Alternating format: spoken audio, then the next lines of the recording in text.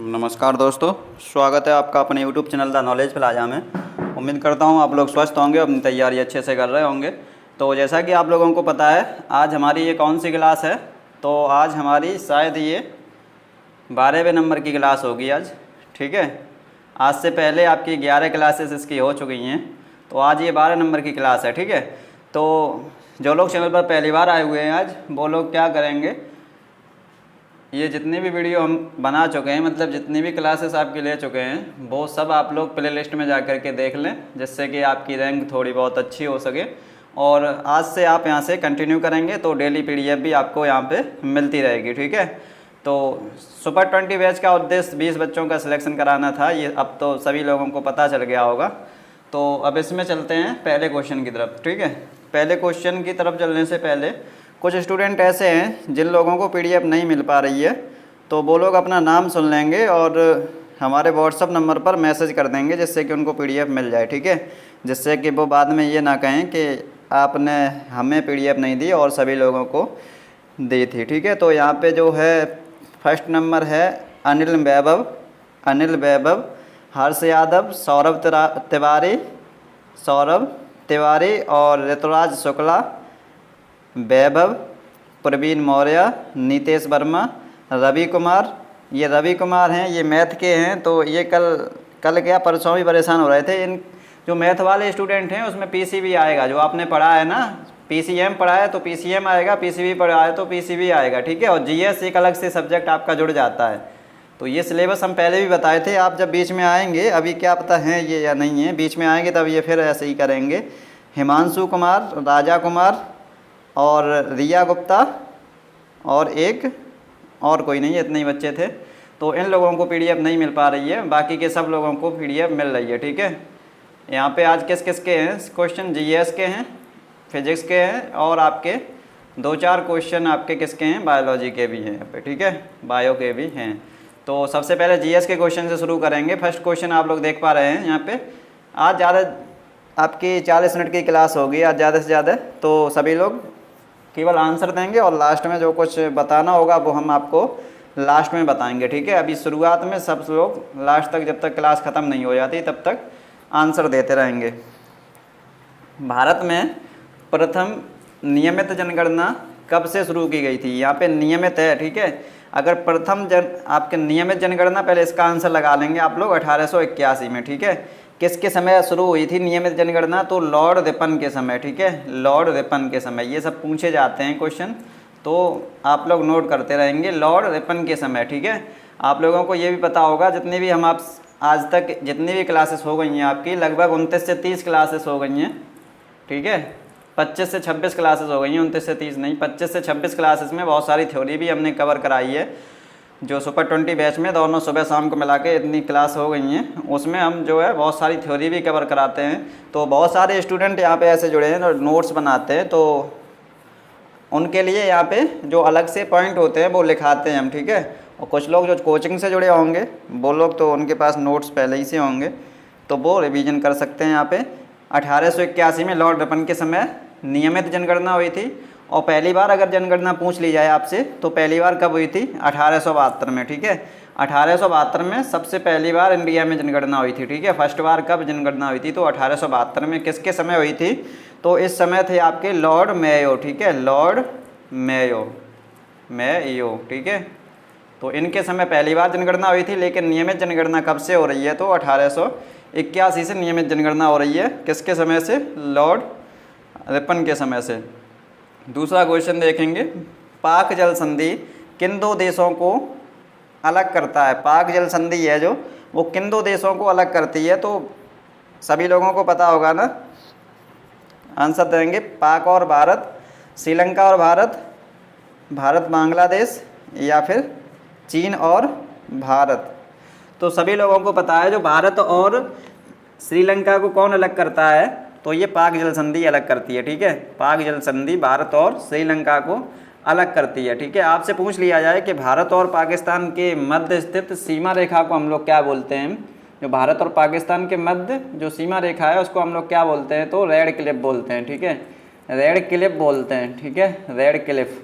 और आपसे पूछ लिया जाए भारत और अफगानिस्तान के बीच जो सीमा रेखा है भारत और अफगानिस्तान के बीच सीमा रेखा है उसको हम लोग क्या बोलते हैं, तो उसको डूरंड बोलते हैं, ठीक है। और क्या बोलते हैं, डूरंड बोलते हैं। और अगर आपसे पूछ लिया जाए कि पाकिस्तान और अफगानिस्तान के बीच सीमा रेखा को क्या बोलते हैं, तो उसको भी हम लोग डूरंड ही बोलते हैं, ठीक है। तीसरा क्वेश्चन आपसे पूछा जा सकता है कि भारत और चीन के बीच स्थित जो सीमा रेखा होती है उसको हम लोग क्या बोलते हैं, तो इसको हम लोग क्या बोलते हैं, मैकमोहन बोलते हैं, ठीक है। मैकमोहन, ठीक है। एक क्वेश्चन और बन सकता है अगर आपका लेवल थोड़ा सही आ गया यहाँ से, अगर ज़्यादा ही टफ आपकी पूछ ली गई तो एक क्वेश्चन और यहाँ से बन सकता है, और ज़्यादा क्वेश्चन नहीं बनेंगे। आपसे पूछ लिया जाए जो भारत और चाइना के बीच जो सीमा रेखा है वो कितनी है, तो 3488 किलोमीटर, ठीक है। 3488 किलोमीटर, इसको आप लोग देख लेंगे। वैसे इसके पूछने के चांसेस बहुत कम हैं। और भारत और पाकिस्तान के बीच कितनी है सीमा रेखा, भारत और पाकिस्तान के बीच 3323 किलोमीटर, ठीक है। 3323 किलोमीटर। सबसे ज़्यादा भारत की जो सीमा है वो किससे लगी हुई है, तो बांग्लादेश से, ठीक है। बांग्लादेश से 4096 किलोमीटर, ठीक है। 4096 किलोमीटर सबसे ज़्यादा भारत बांग्लादेश के साथ अपनी बाउंड्री शेयर करता है, ठीक है। सबसे ज़्यादा बाउंड्री किससे शेयर करता है, तो आपकी बांग्लादेश से का साथ, ठीक है। 4096.7 किलोमीटर, ठीक है। 4096.7 किलोमीटर। और सबसे कम भारत किसके साथ सीमा अपनी साझा करता है, तो वो अफगानिस्तान के साथ, ठीक है। अफगानिस्तान के साथ केवल 106 किलोमीटर, ठीक है। केवल 106 किलोमीटर। और आपसे क्या पूछा जा सकता है, भारत के टोटल पड़ोसी देश कितने हैं, तो 9 हैं, ठीक है। ये तो पुराने हो गया, ये क्वेश्चन पुराना हो गया है। नया क्वेश्चन आपसे ये बनता है, भारत के साथ सीमा साझा करने वाले कुल स्थलीय देश कितने हैं, ठीक है। स्थल से सीमा जो साझा करते हैं वो कितने हैं। इसमें जो 7 देश हैं वो स्थल से सीमा साझा करते हैं, और जो 2 देश हैं वो आपके जलीय सीमा साझा करते हैं। 2 देश कौन कौन से जलीय सीमा साझा करते हैं, एक श्रीलंका, आपका एक श्रीलंका, और दूसरा एक क्या है, तो मालदीव, ठीक है। 2 आपके ये पड़ोसी देश हैं ऐसे जो भारत के साथ अपनी सीमा जो है वो समुद्री सीमा साझा करते हैं या जलीय सीमा साझा करते हैं।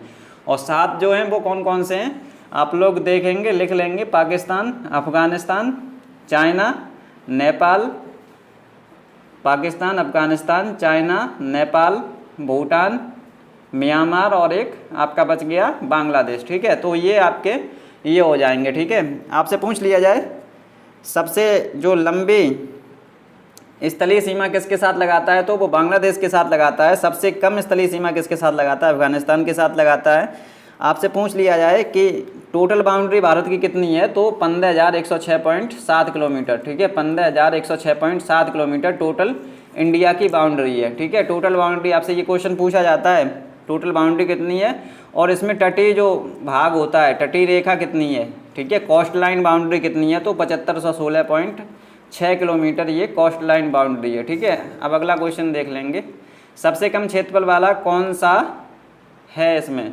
ठीक है। सबसे कम क्षेत्रफल वाला कौन सा जो है आपका स्टेट है इसमें, तो सबसे कम डिस्ट्रिक्ट आप लोग जो है राज्य पूछा है ना यहाँ पे, तो राज्य सबसे कम आपका एरिया वाला कौन हो जाएगा, गोवा हो जाएगा, ठीक है। और आपसे पूछा जाता है यहीं पे सबसे बड़ा कौन सा है, यहाँ से कम की जगह अगर सबसे बड़ा पूछ लिया जाता है एरिया के अनुसार, यानी क्षेत्रफल के अनुसार सबसे बड़ा कौन है, तो क्षेत्रफल के अनुसार सबसे बड़ा आपका हो जाएगा राजस्थान, ठीक है। राजस्थान, ये क्वेश्चन ऐसे ही पूछे जाते हैं तो नोट करते रहेंगे। राजस्थान सबसे बड़ा हो जाएगा। दूसरे नंबर पे आपका कौन सा आ जाएगा, मध्य प्रदेश आ जाएगा। तीसरे नंबर पे आपका महाराष्ट्र आ जाएगा, और चौथे नंबर पे आपका क्या आ जाएगा, यूपी, ठीक है। यूपी एरिया के अनुसार चौथे नंबर पर आता है, ठीक है। ये बात इतनी क्लियर हो गई होगी। तो इसमें एक चीज़ और नोट करें, यहाँ पे एरिया वाइज पूछ लिया सबसे कम।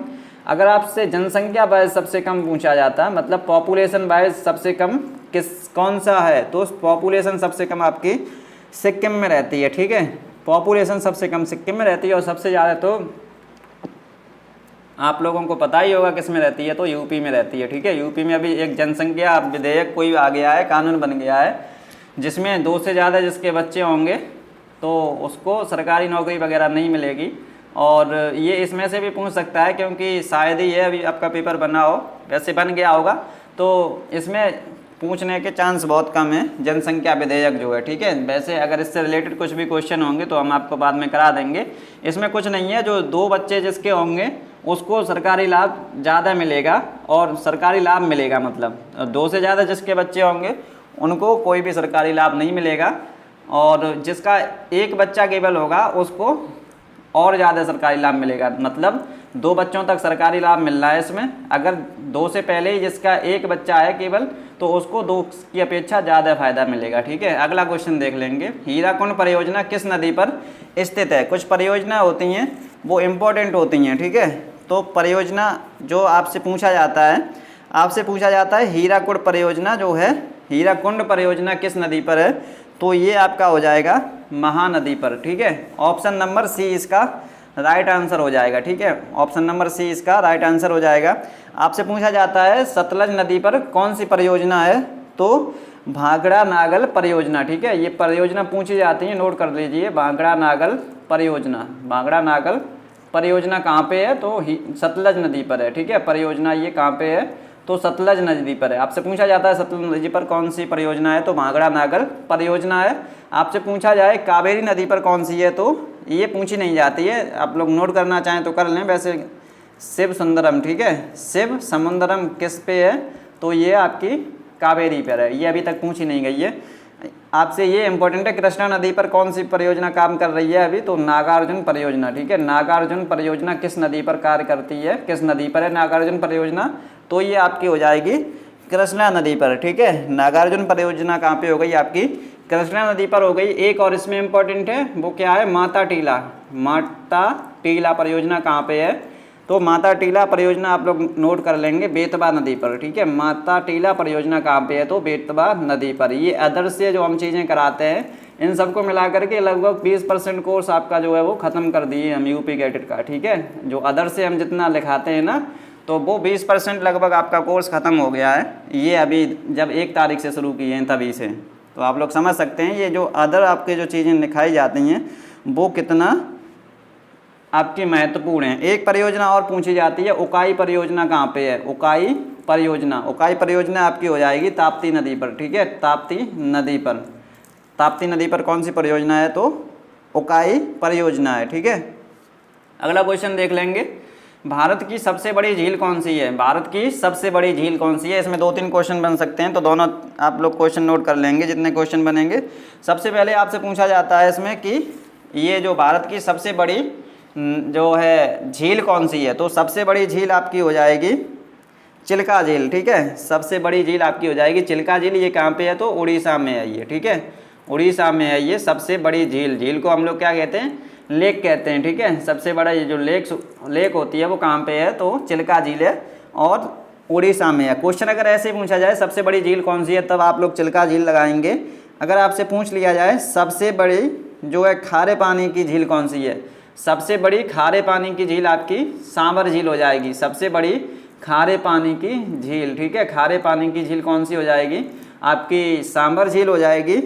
ये कहाँ पे है? तो ये राजस्थान में है। ठीक है, ये राजस्थान में है, आपकी राजस्थान में है। और आपसे बुलर झील के बारे में पूछा जाए सबसे बड़ी ताजे पानी की झील कौन सी है? तो बुलर झील आपकी हो जाएगी सबसे बड़ी ताजे पानी की झील। ठीक है, सबसे बड़ी ताजे पानी की झील कौन सी हो जाएगी? आपकी वोलर झील हो जाएगी। ठीक है, अगला क्वेश्चन देख लेंगे आप लोग। पाकिस्तान को कौन सा राज्य स्पर्श नहीं करता है? पाकिस्तान को कौन सा राज्य स्पर्श नहीं करता है? तो पाकिस्तान के साथ सीमा साझा करने वाले टोटल 3 राज्य और 2 केंद्र शासित प्रदेश हैं। ठीक है, टोटल 3 राज्य और 2 केंद्र शासित प्रदेश हैं। तो आपसे पूछा जाए 3 राज्य कौन कौन से हैं? एक आपका हो जाएगा गुजरात। ठीक है, गुजरात लिखते रहिए, राजस्थान, गुजरात राजस्थान, और एक आपका कौन सा हो जाएगा? पंजाब। ठीक है, पंजाब। 2 केंद्र शासित प्रदेश कौन कौन से हैं? एक तो जम्मू कश्मीर है और दूसरा आपका क्या है? लद्दाख। ठीक है, लद्दाख। लद्दाख की राजधानी कहाँ है? तो इसकी राजधानी लेह है। ठीक है, लेह है। ठीक है, लद्दाख की राजधानी लेह हो जाएगी। और आपकी जो है गुजरात की राजधानी क्या हो जाएगी? गांधीनगर हो जाएगी। जम्मू कश्मीर की आपकी क्या हो जाएगी? श्रीनगर हो जाएगी। राजस्थान की जयपुर हो जाएगी और पंजाब की चंडीगढ़ हो जाएगी। ठीक है, पंजाब और हरियाणा दोनों की चंडीगढ़ होती है। अब इसमें आपसे पूछ लिया जाए सबसे ज़्यादा जो सीमा साझा ये क्वेश्चन वैसे क्वेश्चन नहीं आएंगे, आगे चलते हैं। ठीक है, सबसे ज़्यादा सीमा ये किसके साथ साझा करता है? तो पहले जब जम्मू कश्मीर और लद्दाख एक थे तब ये जम्मू कश्मीर के साथ सबसे ज़्यादा सीमा साझा करता था। दूसरे नंबर पर राजस्थान के साथ सीमा साझा करता था। ठीक है, तो अभी भी अगर जम्मू कश्मीर और लद्दाख, जम्मू कश्मीर और राजस्थान दोनों ऑप्शन में है, तब भी आप अभी भी जम्मू कश्मीर ही लगाएंगे, ठीक है, जम्मू कश्मीर अभी भी लगाएंगे तो वो ही सही होगा आपका। अगला क्वेश्चन देख लेंगे, भारत की सबसे ऊंची चोटी कौन सी है? तो भारत की सबसे ऊंची चोटी आप लोगों को पता होना चाहिए ना, गार्डबिन ऑस्टिन, ठीक है, गार्डबिन ऑस्टिन, इसी को हम लोग क्या बोलते हैं, K2, ठीक है, इसी को हम लोग K2 बोल देते हैं। इसकी ऊंचाई कितनी है? तो 8611 मीटर, ठीक है, 8611 मीटर इसकी ये ऊंचाई हो जाएगी, ठीक है। तो ये कहाँ पे पड़ती है ये भी पूछा जाता है, तो ये POK में है, ठीक है, POK में है। POK कहाँ पे है? तो जम्मू कश्मीर में है, ठीक है। इतना ऐसे पूछा जा सकता है, आपसे पूछा जाएगा भारत की सबसे ऊंची चोटी कौन सी है, तो गार्डबिन ऑस्टिन या फिर K2, दोनों में से कोई ऑप्शन दे रखा होगा। कितनी है? तो 8611 मीटर है। कहाँ पे है? तो POK में है। POK कहाँ पे है? तो जम्मू कश्मीर में है, ठीक है। और आपसे क्या पूछा जा सकता है, एक चीज़ यहाँ पे आप लोग ध्यान रखेंगे, जो POK में है मतलब पाकिस्तान की अगर सबसे ऊंची चोटी पूछ ली जाए आपकी, तब भी यही होगी, ठीक है। K2 जो इंडिया की भी है और पाकिस्तान की भी है सबसे ऊंची चोटी। और आपसे क्या पूछा जाएगा, जो माउंट एवरेस्ट है ये दुनिया की सबसे ऊंची चोटी है, ठीक है। कितनी लंबाई है? 8848.86 मीटर, ठीक है, 86 मीटर। ये अभी अपडेट हुआ है कुछ समय पहले, 86 मीटर। तो आप लोग इसको नोट कर लेंगे। अगला क्वेश्चन देख लेंगे, वर्तमान उपराष्ट्रपति कौन हैं? तो M वेंकैया नायडू वर्तमान उपराष्ट्रपति हो जाएंगे। अगला क्वेश्चन, जल दिवस कब मनाया जाता है? जल दिवस कब मनाया जाता है? एक क्वेश्चन दिवस से आता है, ठीक है। पिछली बार पूछा गया था राष्ट्रीय जो विज्ञान दिवस है वो कब मनाया जाता है, शायद ये क्वेश्चन पिछली बार पूछा गया था। तो जल दिवस आप लोग नोट कर लेंगे। जल दिवस कब मनाया जाता है? 22 मार्च को मनाया जाता है, ठीक है, 22 मार्च को जल दिवस मनाया जाता है। आपसे पूछा जाए 11 जुलाई को क्या होता है, तो 11 जुलाई को विश्व जनसंख्या दिवस मनाया जाता है। विश्व जनसंख्या दिवस, विश्व जनसंख्या दिवस आपसे पूछा जाए कब मनाया जाता है, तो ये आपका मनाया जाता है 11 जुलाई को, ठीक है। आपसे पूछ लिया जाए 21 मार्च को क्या मनाया जाता है, तो वन दिवस मनाया जाता है, ठीक है, वन दिवस या फॉरेस्ट डे, वन दिवस या फॉरेस्ट डे। और 23 अप्रैल को कुछ नहीं मनाया जाता है, 23 की जगह आप लोग 22 अप्रैल लिख लेंगे। तो 22 अप्रैल को, ये भी इम्पोर्टेंट है, 22 अप्रैल को हम लोग क्या मनाते हैं, तो विश्व पृथ्वी दिवस मनाते हैं, ठीक है, विश्व पृथ्वी दिवस इसको मनाते हैं। चलिए अगला क्वेश्चन देख लेंगे। अगला क्वेश्चन, खेल दिवस कब मनाया जाता है? तो खेल दिवस आपका जो है आपका 28 अगस्त को, 29 अगस्त को मनाया जाता है, ठीक है, 29 अगस्त को आपका खेल दिवस मनाया जाता है मेजर ध्यानचंद जी के जन्मदिन पर, ठीक है, मेजर ध्यानचंद जी के जन्मदिन पर, ठीक है। एक बार क्वेश्चन पूछा गया था कि मेजर ध्यानचंद का जन्म कब हुआ था, कहाँ पे हुआ था, कब नहीं कहाँ पे, तो इनका जन्म जो है वो इलाहाबाद में हुआ था। आज के समय में इसको प्रयागराज बोलते हैं, ठीक है। इतनी चीज़ आप लोग नोट कर लिए होंगे। इसमें और क्या पूछा जा सकता है, 28 फरवरी को हम लोग क्या मनाते हैं, तो विज्ञान दिवस मनाते हैं, ठीक है, विज्ञान दिवस 28 फरवरी को मनाते हैं।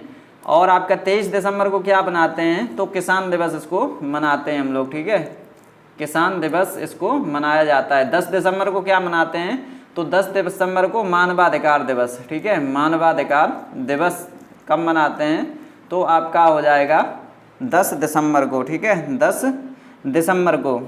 इसमें एक इम्पॉर्टेंट और है, वो और नोट कर लीजिए, क्योंकि ये आपका जो है 2018 में पूछा गया था, ठीक है, जब आपका बाना ने पेपर बनाया था उस समय पूछा गया था।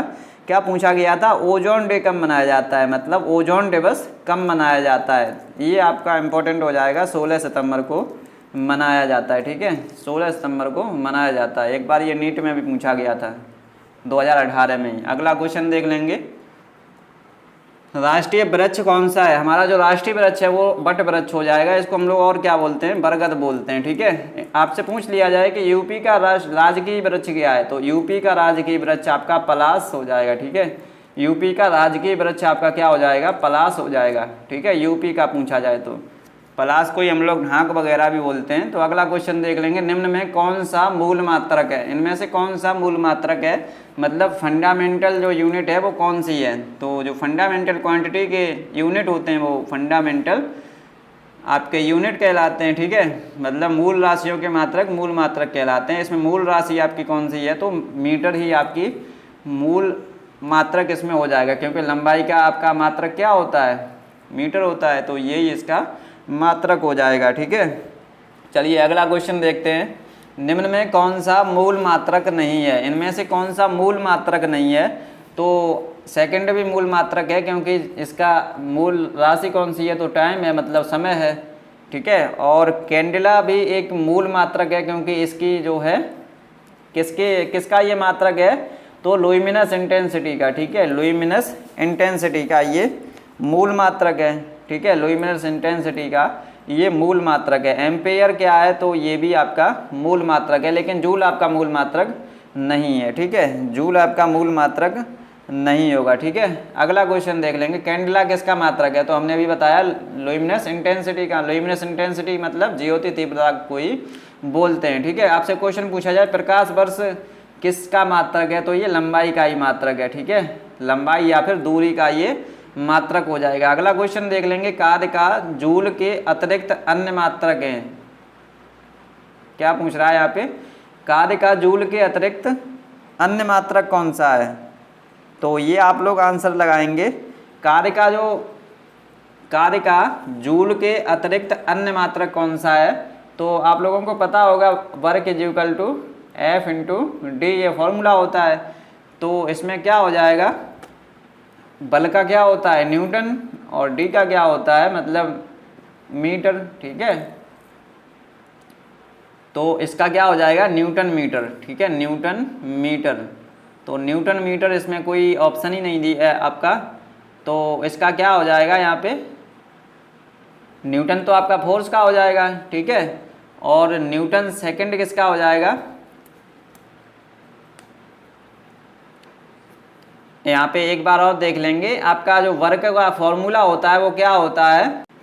F इंटू डी तो होता है ना, तो यही होगा आपका, ठीक है। इसमें ऑप्शन नहीं दे रखा है, न्यूटन मीटर ये हो जाएगा आपका, ठीक है, न्यूटन मीटर, ये ऑप्शन सही हो जाएगा। आप लोग नोट कर लें, यहाँ पे ऑप्शन नहीं दिया। अगला क्वेश्चन देख लेंगे, जूल पर सेकंड किसका मात्रक है? जूल पर सेकंड यहाँ पे पूछा है आपसे, मात्रक ये किसका है? तो आप लोगों को पता होगा ना, पावर का फॉर्मूला क्या होता है? जो आपका, इसको क्या बोलते हैं हिंदी में? पावर को आपका बोलते हैं इसको, power is equal to work upon time होता है ना, पावर मतलब शक्ति होता है, ठीक है।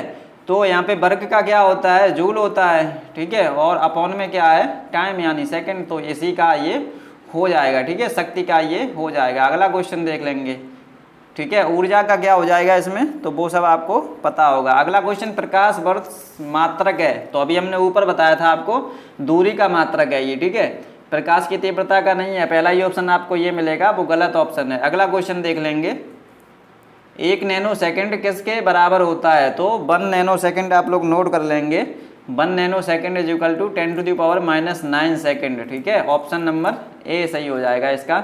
और इसमें आपसे कुछ चीज़ें और पूछी जा सकती हैं, तो वो लोग आप लोग इसको नोट कर लें, थोड़ा 1 मिनट का टॉपिक है ये, इसमें से एक क्वेश्चन पक्का आता है आपका, ठीक है। आपसे पूछा जाए 1 माइक्रोन इज इक्वल टू कितना होता है? तो 1 micron is equal to 10⁻⁻6 metre होता है, ठीक है, 1 माइक्रोन 10⁻⁻6 मीटर होता है। 1 एंगस्ट्रॉम क्या होता है? 10⁻10 मीटर होता है, ठीक है, 10⁻10 मीटर होता है। 1 पीको कितना होता है? तो 10⁻12 मीटर होता है, 10⁻12 मीटर होता है। 1 फर्मी कितना होता है? 1 फर्मी आपसे पूछा जाए तो कितना होता है? 10⁻15 मीटर होता है। और आपसे क्या पूछा जाएगा? 1 फर्मी के बारे में एक बात और है, ये सबसे छोटा मात्रक है लंबाई का। लंबाई का सबसे छोटा मात्रक क्या है? तो फर्मी, ठीक है, लंबाई का सबसे छोटा मात्रक आपसे पूछा जाए तो फर्मी हो जाएगा। और आपसे क्या पूछा जा सकता है? एक क्वेश्चन यहाँ पे आगे मिलेगा, वो हम आगे बता देंगे। और यहाँ पे 1 newton is equal to 10⁵ dyne, 1 dyne is equal to 10⁻⁵ newton, ठीक है, 1 जूल इज इक्वल टू 10⁻7 अर्ग, ठीक है, 1 अर्ग इज इक्वल टू 10⁻7 जूल, ठीक है, इतना हो गया। और एक आपसे पूछा जा सकता है, ये पूछा गया था, 1 कैलोरी इज इक्वल टू कितना जूल होता है? तो 4.18 जूल होता है, ठीक है, 4.18 जूल, इसको 4.2 जूल भी आप लोग लगा सकते हैं, ठीक है। और अब यहाँ पे 1 जूल में पूछ लिया जाए तो 1 joule is equal to 1/4.18 calorie, ठीक है, 4.18 कैलोरी। आपसे पूछ लिया जाए 1 HP इज इक्वल टू कितना होता है? तो 746 वाट होता है, ठीक है, 746 वाट होता है। आपसे पूछ लिया जाए कैपिटल J की वैल्यू कितनी होती है? तो 6.67 इंटू 10⁻11। और आप लोग इसका जो मात्रक है वो सही से लिख लेंगे, न्यूटन मीटर स्क्वायर पर किलोग्राम स्क्वायर, ठीक है, न्यूटन मीटर स्क्वायर पर किलोग्राम स्क्वायर, क्योंकि इसका जो मात्रक होता है वो पूछा जाता है। ठीक है, और आपसे पूछ लिया जाए स्मॉल जी की वैल्यू कितनी होती है, तो 9.81 मीटर पर सेकंड स्क्वायर। ठीक है, मीटर पर सेकंड स्क्वायर, या सेंटीमीटर में 981 सेंटीमीटर पर सेकंड स्क्वायर। ठीक है, दो चीज़ें और लिख लीजिए, फिर आगे चलते हैं। 1 लाइट ईयर का मान कितना होता है, 1 लाइट ईयर या 1 प्रकाश वर्ष का मान कितना होता है, तो 9.46 इंटू 10⁻15 मीटर। ठीक है, इंटू 10⁻15 मीटर। ठीक है, अब इस पूरे को हम लोग क्या बोल सकते हैं, 10⁻16 मीटर भी बोल सकते हैं इसको। ठीक है, आपसे पूछ लिया जाए 1 पारसेक इज इक्वल टू कितना होता है, 1 पारसेक का मान कितना होता है, ये इंपॉर्टेंट है, ये नोट कर लीजिए। 3.08 इंटू 10⁻16 मीटर। ठीक है, ये क्या है, जैसे आपका फर्मी क्या था, सबसे छोटा मात्रक था, ऐसे पारसेक क्या है, सबसे बड़ा मात्रक है, ये लंबाई का। ठीक है, पारसेक सबसे बड़ा मात्रक है लंबाई का। अगला क्वेश्चन देख लेंगे, बल का ऐसा ही मात्रक क्या होता है, तो आप लोगों को फॉर्मूला पता होगा, F इक्वल टू ma। ठीक है, मास इंटू एक्सेलरेशन। ठीक है, तो द्रव्यमान गुणे त्वरण। ठीक है, द्रव्यमान का क्या होता है, द्रव्यमान को हम लोग क्या लिखते हैं, तो किलोग्राम। ठीक है, इंटू एक्सेलरेशन मतलब त्वरण का क्या होता है, मीटर पर सेकंड स्क्वायर। ठीक है, मीटर पर सेकंड स्क्वायर। तो ये इसका कौन सा मात्रक हो गया, ये MKS में मात्रक हो गया। आपसे MKS में मात्रक पूछा होता तो ये आंसर सही होता। CGS में पूछा जाता तो क्या सही होता, CGS में किलोग्राम की जगह ग्राम आ जाता, और मीटर की जगह सेंटीमीटर आ जाता, ग्राम इंटू सेंटीमीटर पर सेकंड स्क्वायर वहाँ पे हो जाता। लेकिन यहाँ पे जब SI में पूछा जाता है तो SI में इसका मात्रक न्यूटन हो जाता है। ठीक है, SI में इसका मात्रक क्या हो जाता है, न्यूटन हो जाता है। अगला क्वेश्चन देख लेंगे आप लोग, किसी वस्तु का जड़त्व वस्तु की, अगर इसमें क्या दे रखा है, जड़त्व क्या होता है, जड़त्व वह अवस्था होती है, अगर कोई वस्तु गति में है तो गति में ही बना रहना चाहती है, अगर कोई वस्तु जो है स्थिर है तो वो स्थिर ही बनी रहना चाहती है। ठीक है, वो जड़त्व होता है। ठीक है, जड़त्व यही होता है। तो इसमें क्या है, किसी वस्तु का जड़त्व वस्तु की चाल को बढ़ा देता है, नहीं, चाल को कम कर देता है, ये भी नहीं है। विराम या गति अवस्था में परिवर्तन का विरोध करता है। ठीक है, विराम या, यहाँ पे पूरा देख लेंगे, विराम या गति अवस्था में परिवर्तन का विरोध करता है, तो ये ऑप्शन इसका सही हो जाएगा। अगला क्वेश्चन देख लेंगे, जब एक वस्तु त्वरित होती है,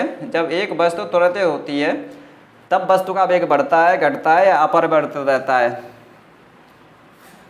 तो जब वस्तु का वेग त्वरित रहती है, जब वस्तु जो है वो एक समान जो है चलता जाता है, जैसे 40 किलोमीटर पर आवर की गति से कोई गाड़ी चल रही है तो उसका त्वरण 40 किलोमीटर है, तो अगर वो एक समान रहता है तो वहाँ पे अपरिवर्तित रहता है उसका वेग। ठीक है, अपरिवर्तित उसका वेग रहता है। अगला क्वेश्चन देख लेंगे, संवेग में परिवर्तन की दर किसके बराबर होती है, संवेग में परिवर्तन की दर आपकी जो है वो बल के बराबर होती है। ठीक है, और संवेग परिवर्तन अगर केवल पूछ लिया जाए, इंपॉर्टेंट है दोनों। ठीक है, आपसे संवेग परिवर्तन की दर पूछी है तब यहाँ पे बल हो जाएगा, आपके केवल संवेग परिवर्तन पूछा जाए तो आवेग हो जाएगा। ठीक है, नोट कर लीजिए, केवल संवेग परिवर्तन अगर पूछा जाए, केवल संवेग परिवर्तन, संवेग को हम लोग क्या बोलते हैं, मोमेंटम बोलते हैं। ठीक है, मोमेंटम इसको बोलते हैं। तो संवेग परिवर्तन की दर आपकी बल के बराबर हो गई, संवेग परिवर्तन आपका आवेग के बराबर हो गया। अगला क्वेश्चन देखेंगे, आप लोग आंसर दीजिए, और थोड़ा पानी पी लें हम, 10 सेकंड केवल हैं आपके लिए, आंसर दीजिए।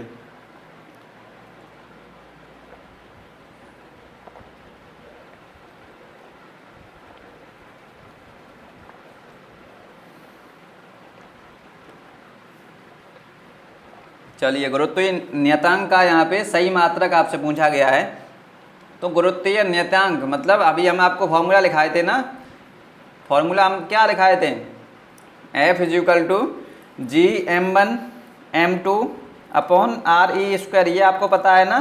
तो अब G का मान यहाँ पे कितना आ जाएगा, ये चीज़ ऐसे यहाँ पे मल्टीप्लिकेशन हो जाएगा, तो G का मान आपका क्या आ जाएगा, FRE अपॉन में m1 m2 आ जाएगा। ठीक है, m1 m2 आ जाएगा।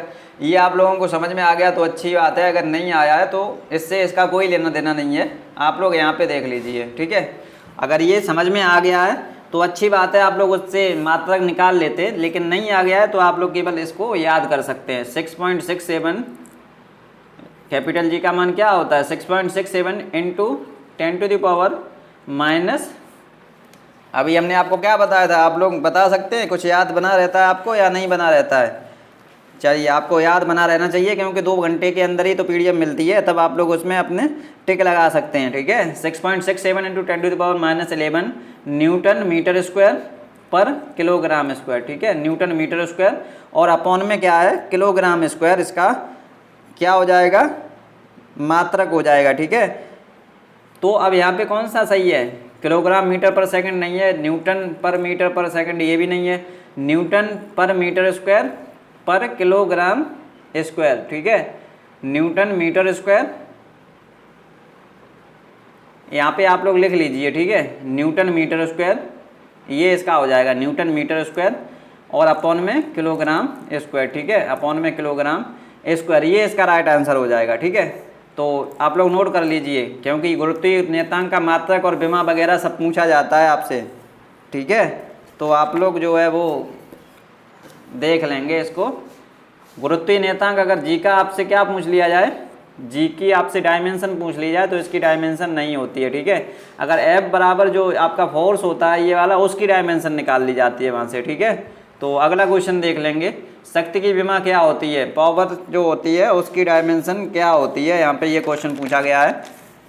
तो पावर इज इक्वल टू आपको पता है ना, वर्क अपॉन टाइम होता है, ठीक है, मतलब कार्य बट्टे समय होता है। तो यहाँ पे कार्य का जो आपकी डायमेंशन होती है वो कितनी होती है, ml/t-2, ठीक है, और यहाँ पे एक टी और बढ़ जाएगी तो ml/t-3 हो जाएगा, ml/t-3, ऑप्शन नंबर बी सही हो जाएगा। और अगला क्वेश्चन देख लेंगे आप लोग, ये बहुत अच्छे से हम आपको निकालना सिखा है, आप लोग देख लेंगे। उसमें आपसे गुप्त ऊष्मा मतलब लेटेंट जो आपकी हीट होती है, लेटेंट हीट का डायमेंशन क्या होता है, लेटेंट हीट का डायमेंशन क्या होता है, तो इसका फॉर्मूला होता है L=Q/m, बहुत बार लिखा चुके हैं, याद होना चाहिए आपको, ऊष्मा बट्टे द्रव्यमान, ठीक है, ऊष्मा बट्टे द्रव्यमान, ये इसका डायमेंशन होता है, इसका फॉर्मूला हो जाएगा, और फॉर्मूला पता है तो आप लोग इसका डायमेंशन निकाल सकते हैं, ठीक है। डायमेंशन इसका क्या हो जाएगा, m0 L2 और T-2, ठीक है, ml/T-2 ये बल का हो जाएगा, ml/T-2 ये किसका हो जाएगा, तो ये कार्य का हो जाएगा, ठीक है। और इसमें अगला क्वेश्चन देख लीजिए, अब प्रतिरोध होता है, मतलब इसको रेजिस्टेंस बोलते हैं, इसकी डायमेंशन क्या होती है, तो प्रतिरोध की डायमेंशन आपकी हो जाएगी ml/T-3 A-2, ठीक है, A-2, ml/T-3 A-2, ये कहीं फॉर्मूला आपको दिख रहा है, नहीं दिख रहा है तो आप लोग एक यहाँ पे बना लेंगे, ठीक है, ml/T-3 A-2, तो यहाँ पे पहला ऑप्शन में 2 की जगह 3 कर लीजिए आप, सही हो जाएगा, ठीक है, ml/T-3 और A-2, मतलब ए ऑप्शन इसमें सही हो जाएगा। आप 2 की जगह T-2 की जगह T-3 कर लेंगे। तो अगला क्वेश्चन देख लेंगे, आवेग की विमा किसके बराबर होती है, आवेग की विमा किसके बराबर होती है, तो आवेग की विमा और संवेग की विमा दोनों बराबर होती हैं, ठीक है। आवेग का फॉर्मूला मतलब इम्पल्स बराबर क्या होता है, इम्पल्स बराबर क्या होता है, फोर्स इनटू टाइम, ठीक है। तो इसकी डायमेंशन आपका, अगर आवेग और संवेग की डायमेंशन निकालना चाहें आप लोग तो निकाल सकते हैं। फोर्स की क्या होती है ml/T-2 और T एक यहाँ पे है, ठीक है, तो इसकी क्या हो जाएगी ml/T-1 हो जाएगी इसकी, ठीक है। तो आपसे पूछ लिया जाए आवेग की डायमेंशन कितनी होती है और संवेग की डायमेंशन कितनी होती है, तो ml/T-1 हो जाएगी, ठीक है। चलिए अगला क्वेश्चन देखते हैं। अगला क्वेश्चन इसमें क्या हो जाएगा, घनत्व का सूत्र क्या होता है, density is equal to mass upon volume होता है ना, density is equal to mass upon volume, तो ये आपका हो जाएगा, मतलब घनत्व इज इक्वल टू द्रव्यमान बट्टे जो वॉल्यूम होता है, इसको क्या बोलते हैं हम लोग, आपका जो है इसको वॉल्यूम बोलते हैं, ठीक है, वॉल्यूम याद कर लेंगे आप लोग, density is equal to mass upon volume. अगला क्वेश्चन देख लेंगे, माइटोकॉन्ड्रिया तथा लवक दोनों में पाया जाने वाला वर्णक कौन सा है, माइटोकॉन्ड्रिया में भी पाया जाता है और लवक में भी पाया जाता है, ऐसा कौन सा वर्णक है, मतलब माइटोकॉन्ड्रिया और लवक में पाया जाने वाला पिगमेंट कौन सा है, पिगमेंट यहाँ पे पूछा गया है, ठीक है, जो दोनों में कौन सा वर्णक पाया जाता है, तो वर्णक की बात की जाए तो दोनों में आपका फेरिडॉक्सिन का पाया जाता है, ठीक है, फेरिडॉक्सिन इसमें पाया जाता है। एक क्वेश्चन इंपॉर्टेंट है यहाँ पे, साइटोक्रोम किस में पाया जाता है, तो ये माइटोकॉन्ड्रिया में पाया जाता है, ठीक है, माइटोकॉन्ड्रिया में पाया जाता है। ये आपका जो वर्णक होता है साइटोक्रोम, ये माइटोकॉन्ड्रिया में पाया जाता है और ये श्वसन करने में मदद करता है, ठीक है, श्वसन करने में मदद करता है। अगला क्वेश्चन देख लेंगे, कोशिका के कोशिका में रसोई घर के नाम से जाना जाता है? क्लोरोप्लास्ट। बहुत सिंपल क्वेश्चन है। अगला क्वेश्चन देख लेंगे आप लोग। निम्न में एकारी झिल्ली कोशिकांग नहीं है, एकारी झिल्ली कोशिकांग इसमें कौन सा नहीं है? तो आप लोगों को पता है ना, माइटोकॉन्ड्रिया हो गया, क्लोरोप्लास्ट हो गया, ये सब कैसे दोहरी झिल्ली के हैं, तो ये एकारी का नहीं है। अगला क्वेश्चन देख लेंगे। डीएनए का डबल हेलिक्स मॉडल किसने प्रस्तुत किया था?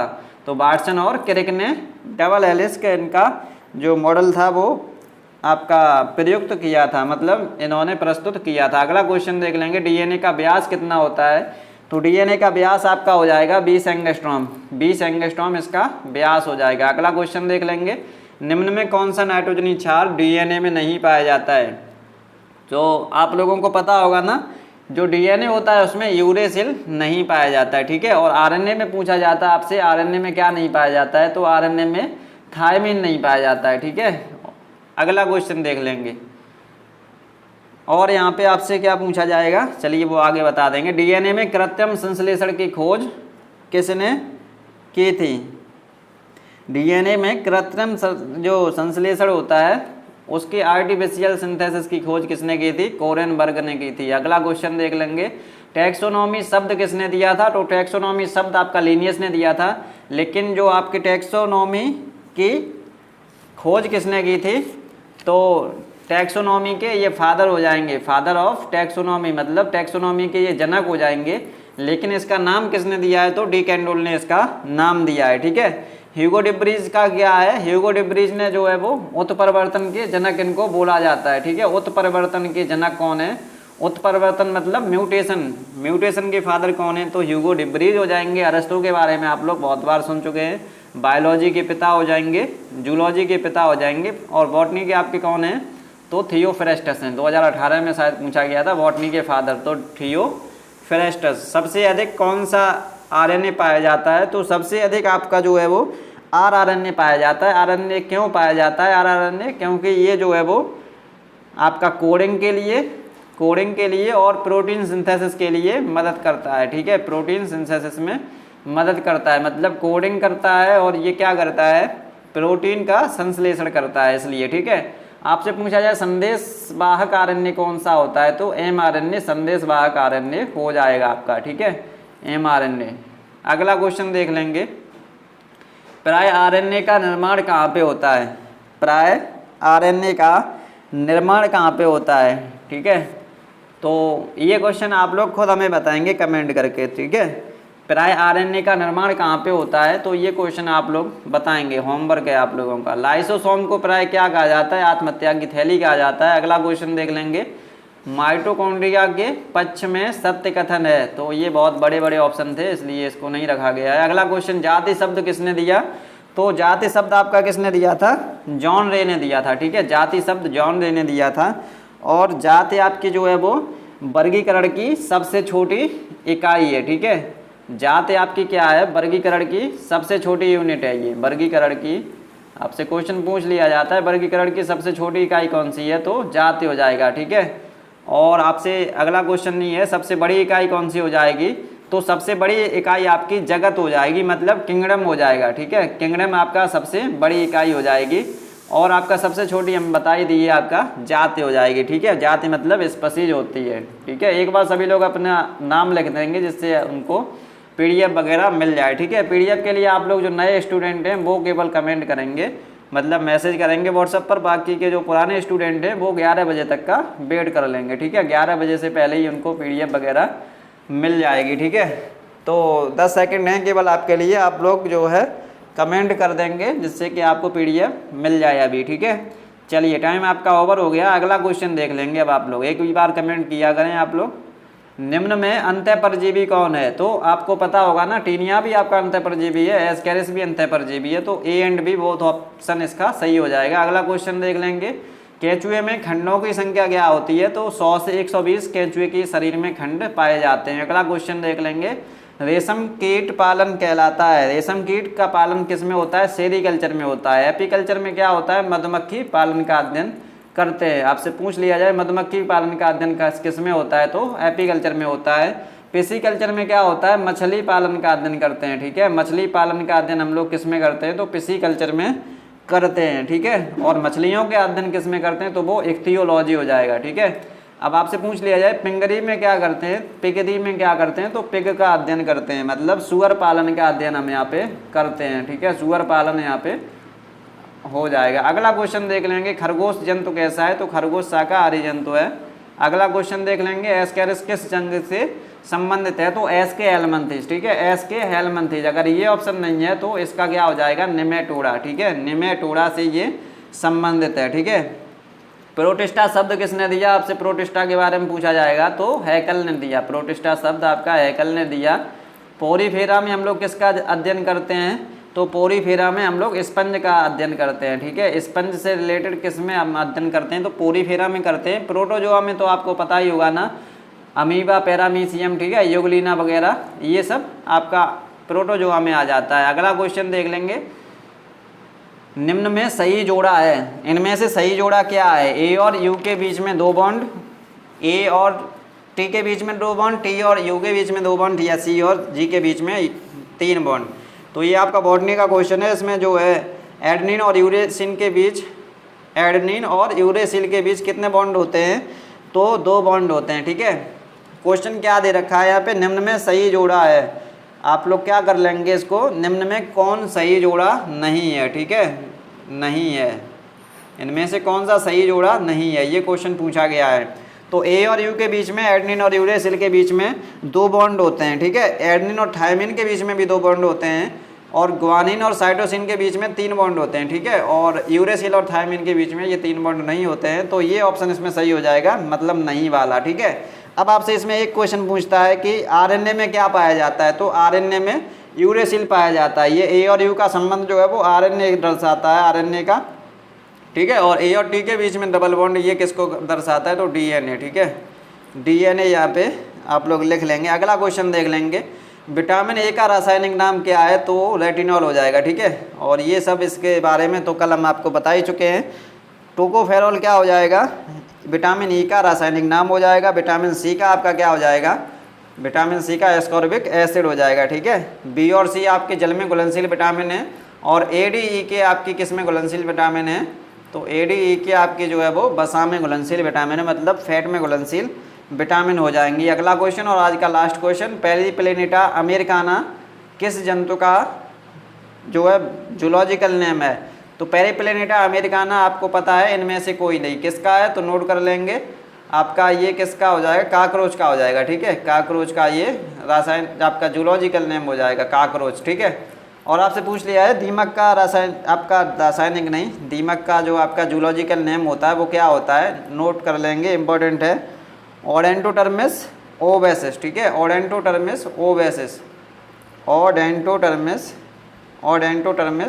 ओबेसिस लिख लिए होंगे आप लोग, ओडेंटोटर्मिस ओबेसिस, ठीक है। मधुमक्खी का कल लिखा ही थे आपको, एपिस इंडिका, ठीक है, एपिस इंडिका। डेली का डेली याद कर रहे हैं आप लोग या नहीं, वैसे ही आप लोग क्लास में ही आ जाते हैं, याद नहीं करते हैं। डेली का डेली याद करिए, ठीक है, तभी कुछ फला होगा।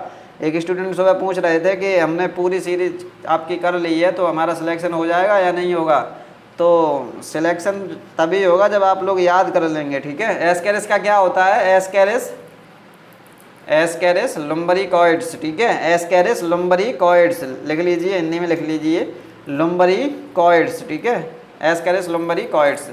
तो आज की क्लास आपकी यहीं तक है, और आप लोग ये तो पता ही होगा ना, सुपर 20 बैच चल रहा है।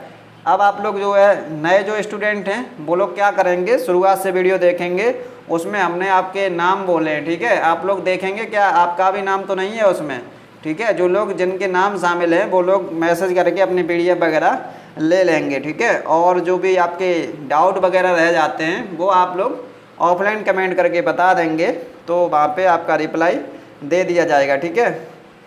और आपका क्या है, तो आप लोग जितने भी क्वेश्चन आपके चल रहे हैं हो गए हैं, तो आप लोग उनको अच्छे से डेली रिवाइज करते रहिए, और क्लास में डेली आप लोग क्या करेंगे, प्रैक्टिस करते रहिए, ठीक है, प्रैक्टिस करते रहिए। और अभी जो है 9 बजे से 10 बजे तक आपका जो हमारा क्विज होता है वहाँ भी आप लोग पार्टिसिपेट कर सकते हैं। उसका लिंक भी हम जो है अपने हमारे व्हाट्सएप ग्रुप और टेलीग्राम चैनल सब में पड़ा रहता है, तो वहाँ पे जा कर के आप लोग डिस्क्रिप्शन में लिंक है जो हमारा व्हाट्सअप ग्रुप है उसका, और टेलीग्राम चैनल है उसका भी, तो आप लोग उसको ज्वाइन करके, और जो है हमारे जो टेलीग्राम चैनल जो एग्रीविजन स्टडी है ना, हमारा टेलीग्राम चैनल दूसरा वाला एग्रीविजन स्टडी, उसको आप लोग ज्वाइन करके, जिसमें 1000 के लगभग लोग हैं, वो क्विज़ वगैरह उसमें होती रहती है, तो आप लोग उसमें ज्वाइन करके अपनी क्विज़ वगैरह में शामिल हो सकते हैं। ठीक है, तो उसमें भी बहुत अच्छे अच्छे क्वेश्चन आपको कराए जाते हैं। जो लोग नहीं जानते हैं उस चैनल के बारे में, तो आप लोग जो भी उस चैनल में भाग लेते हैं, उस क्विज में भाग लेते हैं, तो उनको बता सकते हैं। ठीक है, तो आज की क्लास आपको कैसी लगी, कोशिश आप लोग कमेंट करके ज़रूर बताएंगे। लास्ट तक जुड़ने के लिए आपका बहुत बहुत धन्यवाद। जो लोग चैनल पर पहली बार आए हुए थे वो लोग चैनल को सब्सक्राइब कर लें। वीडियो अगर अच्छी लगी हो तो लाइक कर दें और अपने दोस्तों तक इसको शेयर कर दें। ठीक है, तो चलिए अब आपको मिलते हैं कल। तब तक के लिए आप लोग क्या करेंगे, क्लास में जुड़े रहेंगे। ठीक है, लोगों तक इसको पहुंचाते रहेंगे। जय हिंद, वंदे मातरम।